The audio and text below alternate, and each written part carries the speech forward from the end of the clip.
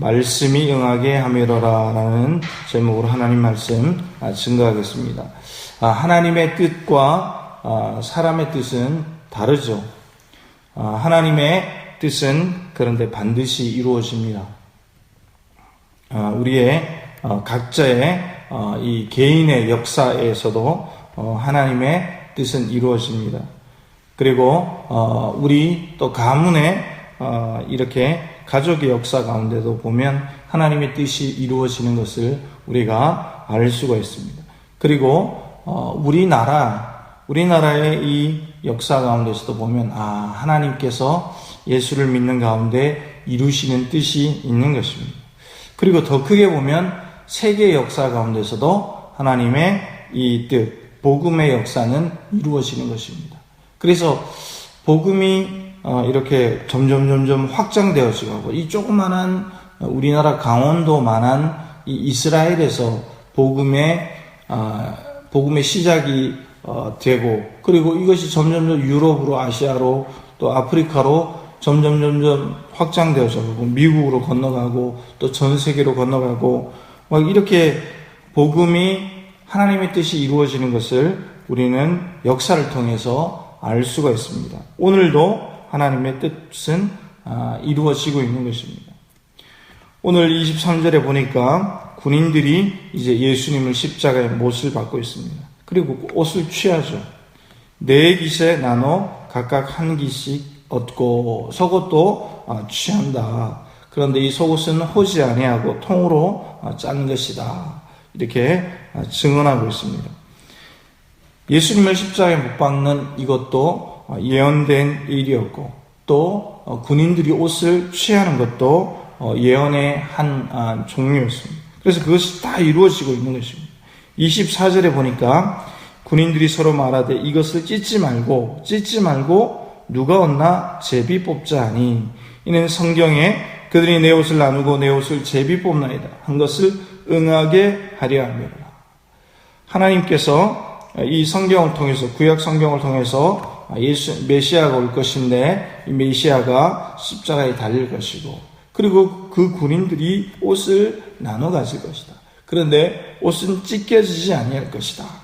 그 말씀을 하시죠. 근데 그것은 다 말씀이 응하게 하려 함이로라. 이렇게 말씀하고 있습니다. 그래서 이 찢지 말고라는 뜻이 어떤 뜻이냐? 이 찢지 말고는요. 그냥 단순하게 옷을 찢는 게 아니라 예수님을 따르는 제자들이 사방으로 흩어지다라는 뜻을 가지고 있습니다. 예수님의 옷을 찢는 것은 즉 무슨 뜻이냐?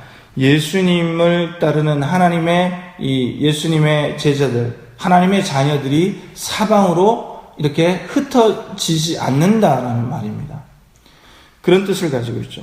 그래서 예수님은 예수님의 옷을 완전히 찢지 않는 것입니다. 그것은 예수님을 따르는 제자들, 예수님을 따르는 사람들이 흩어지지 않고 다시 예수님의 십자가 사건 이후에 보통 이제 어떤 지도자가 죽거나 그러면 다 흩어지잖아요.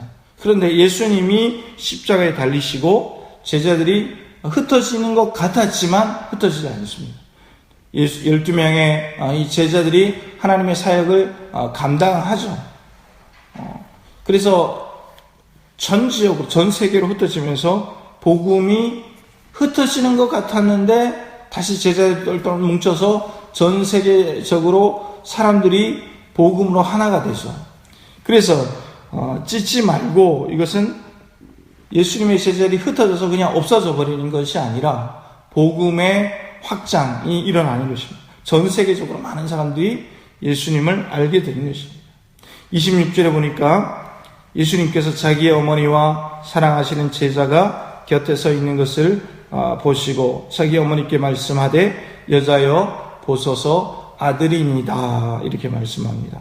여기 먼저 25절에 보면 거기에 4명의 여자가 서 있습니다.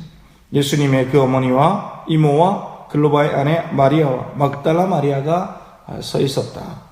다른 성경에는 3명의 여자가 언급이 되는데 오늘 여기에서는 4명의 여자가 언급이 되죠. 그리고 군인들과 반대로 이 4명의 여인은 예수님의 십자가에 달리심 보고 굉장히 슬퍼하고 괴로워하죠. 그런데 예수님께서 어머니를 향해서 여자여 보소서 이렇게 얘기합니다. 사실은 이 여자여라는 말은 극존칭입니다. 그러니까 아주 높여서 부르는 말이죠. 우리가 이제 우리 사회에서도 높여서 부르는 말이 있죠. 뭐 사모님, 뭐 부인, 대통령의 부인 같으면 영부인 이렇게 부르죠.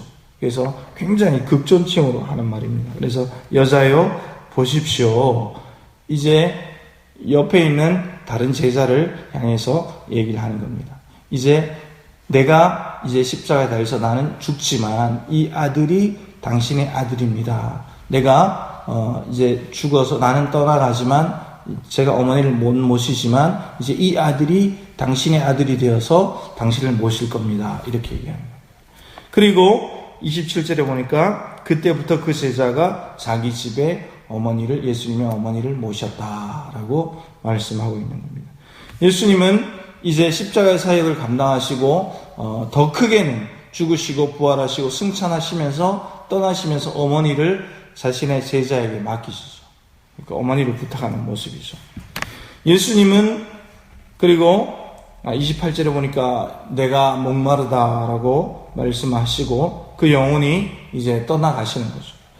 그런데 이 보여지는 모습은 예수님이 십자가를 지시고 영혼이 떠나가시는 모습은 마치 이제 예수님의 사역이 실패하는 것처럼 보여집니다.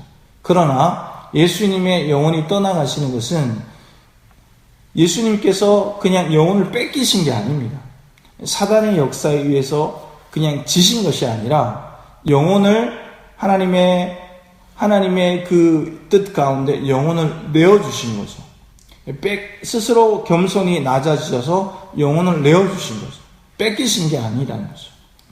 그래서 이것은 뭐냐? 하나님께서 예수님을 이 땅에 보내시고 예수님은 하나님께 아들로서 순종함으로써 하나님의 말씀을 이루어 주신 것입니다.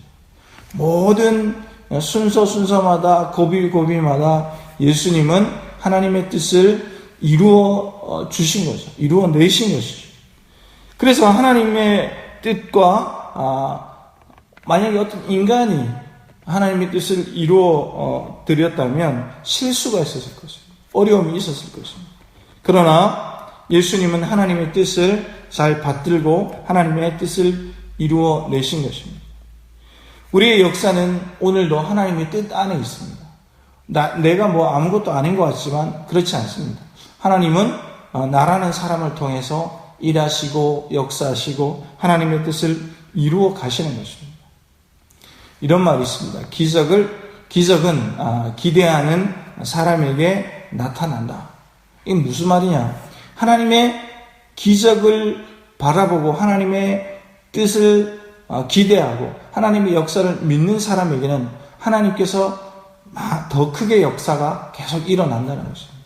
그래서 믿는 사람이 가지는 이 소망이 뭐냐? 하나님의 나라가 확장이 되어져 가고 하나님께서 나에게 맡기신 사역을 감당할 때 하나님께서는 그 한 사람을 통해서 그루터기와 같은 그 사람을 통해서 계속해서 하나님의 뜻을 이루어 가신다는 것입니다. 어디에 있든지 어떤 사역을 하든지 모든 것은 하나님의 뜻 안에 이루어진다는 것입니다. 오늘 예수님께서 십자가를 지시고 이제 영혼이 떠나가시기까지 하나님의 구속 사역, 예수님의 구속 사역이 이루어지는 것을 오늘 봅니다. 우리도 예수님께서 맡기신 사역을 묵묵히 감당하면서 나의 사명을 감당해야 되겠습니다. 이것을 꼭 기억하시고 오늘도 한 주간을 정리하면서 승리하시는 오늘이 되시기를 예수님의 이름으로 축복합니다.